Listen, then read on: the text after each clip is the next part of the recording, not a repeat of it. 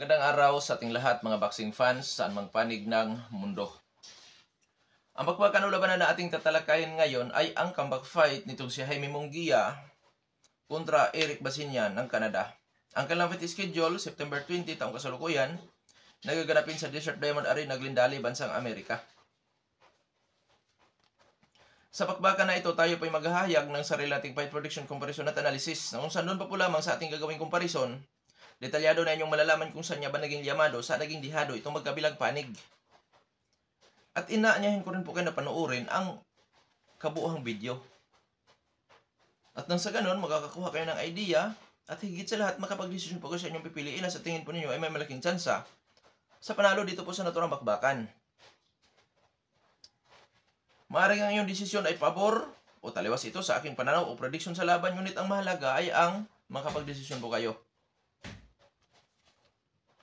Nabanggit ko kanina na magkaroon tayo ng comparison, so marapat lamang na ating talakayin ang kanilang mga background mula sa kanilang physical na appearance, experience o karanasan sa laban maging sa kanilang mga taglay-taglay na skills o mga galawan, dahil yan po ang ating gagamitin naman na referensya sa ating gagawing comparison.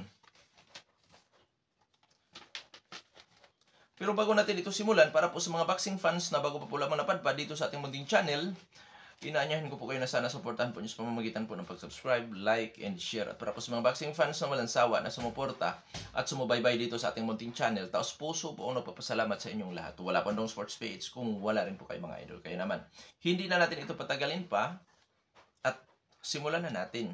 Alamin na natin ang mga background dito sa magkabilang panig at unahin natin ang sa panig ng taga-Canada na si Eric Basinyan. Bilang isang professional boxer, ito pong si Eric Basinyan ay may agresibong kartada po. 32 wins with 23 wins coming by way of knockout, undefeated. Ngunit may isa na naitalang tabla na sa kanyang naging laban. May edad 29 anyos, height 6 foot and 1 inch. Orthodox ang stance, knockout ratio 71.88%. Last fight May 2, 2024, nakasagupa si Shaquille Pin. Panalo itong si Eric Basinyan by unanimous decision. Karanasan o eksperyensya ni Eric Basinyan, diretso tayo sa pro. Nakasagupa din dito si Ronald Ellis, Alantis Pax, Marcelo Cosiris, na kung saan mga lods, masasabi kong may magandang karanasan na rin sa pro boxing itong si Eric Basinyan. Sa skills naman ng boxingerong ito, boxer-puncher ito sa pangkalahatan. Pressure, fighter style, defensive style, lumalaban sa brulan o toto, bakbakan, may counter-punching style. Napakasipag nito kung bumabato ng suntok, taglay ang power, timing, at accuracy. Pagdating sa depensa, average lang din po ang depensa ng boxingerong ito. Ibig sabihin, may mga openings na delikadong masamantala. Sa panig naman itong si Jaime Munguia. Bilang isang professional boxer, may impresibong kartada din po si Jaime Munguia. 43 wins with 34 wins coming by way of knockout, may isang talo, ngunit wala pang naitalang tabla. Sa kanya nag-iisang talo, sa puntusan lamang ito natatalo. May edad 27 anyos, height 6 foot flat. Orthodox din ang kanyang stance, knockout ratio 79.7%. Last fight May 4, 2024, nakasagupa niya si Saul Canelo Alvarez, na kung saan talo si Jaime Munguia by unanimous decision. So, si Canelo ang kaunang tumalo kay Jaime Munguia. Sa eksperyensya o karanasan ni Jaime Munguia, nag-world champion na ito doon po sa super welterweight division. Doon sa middleweight division, hindi po siya nagkaroon ng pagkakataon mapalaban sa isang world title bout. Pero dito po sa super middleweight division, yun nga, naging challenger siya sa mga titulong hawak-hawak ni Saul Canelo Alvarez, noong saan sa kaunang pagkakataon nakatikim naman siya ng talo. Skills nitong si Jaime Munguia, pangkalahatan, boxer puncher din po. Ibig sabihin, pwede siyang mag-pressure partner style, defensive style, counter punching style, lumalaban sa brulan o bakbakan. Taglay ang power, hand speed, volume, timing at accuracy. Pagdating sa depensa, average lang din po ang depensa nitong si Jaime Munguia. Ibig sabihin, may mga openings na delikado nga ding masamantala. Ngayon, dadako na tayo sa ating gagawing comparison. Sa dako na pagdadausan sa Amerika at Mexicano at Canadian ang maglalaban. So, neutral ground po ang kanilang paglalabanan. So, yun ang kagandahan doon. Sa ranking, source ay ang boxing scene, courtesy sa boxing scene. Si Jaime Munguia ay rank 2 sa WBC, rank 10 sa WBA, rank 6 sa IBF, rank 5 sa WBO. Si Eric Basinya naman, rank 6 sa WBC, rank 4 sa WBA, rank 7 sa IBF, wala sa WBO. Sa madaling salita, ang maglalaban ay nasa top ranking. So ngayon dadako naman tayo sa physical na appearance. Sa edad, 27 anyo si Munguia, 29 anyo si Basinyan. So pareho na sa prime. Sa height, reach, power, kung sino po ang may advantage, mas matangkad ng 1 inch si Basinyan kay Jaime Munguia. Pero bawi sa power dahil lamang naman po ng 8% si Jaime Munguia. 79.7% ang knockout ratio ni Munguia, 71.88% ang knockout ratio ni Basinyan. So diyan may kalamangan si Jaime Munguia pero kaunti lang po. Naun saan labanan ito ng knockout artist. Activity pero aktibo.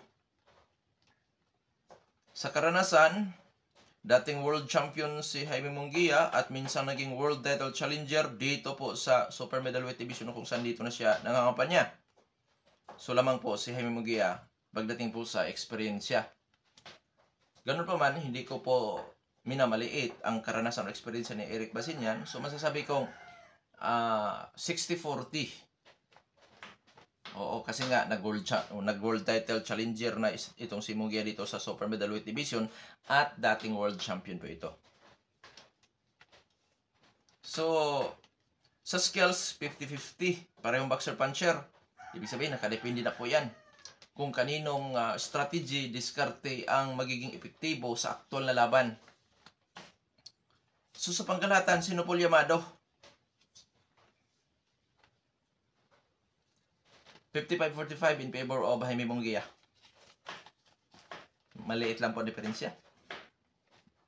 5% halos 50-50. 55-45 lang eh. Konti lang yan. 5% lang po ang diferensya. So, dadako na tayo sa ating gagawing prediction sa laban. Prediction ko po dyan, Jaime Munguia by technical knockout.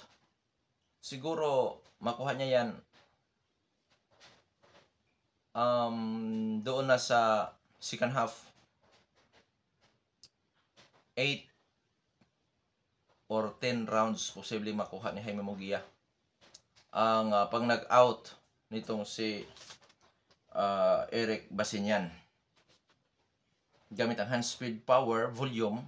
Yun nga, posibleng masamantala ni Jaime Munguia at baka sa early rounds, posible din na magawa na Jaime Munguia yan. Pero sa tingin ko, dahil may tibay, hindi ko pa nakita ang kahinaan nga ng makalaban ng itong si Basinyan. So, 8 to 10. Yan ang aking prediction na makakuha ni Jaime Munguia ang pag-knockout dyan.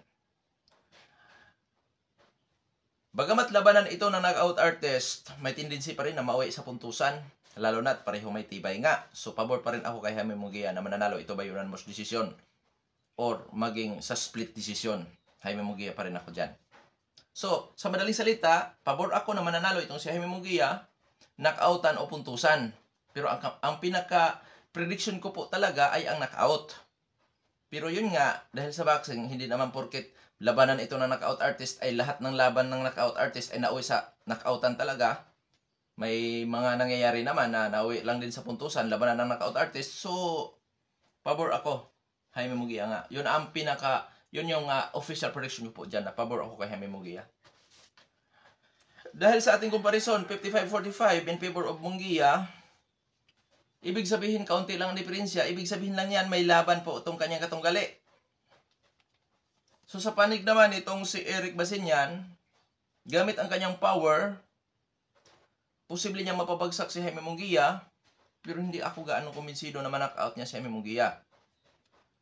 Pero this is boxing, anything can happen.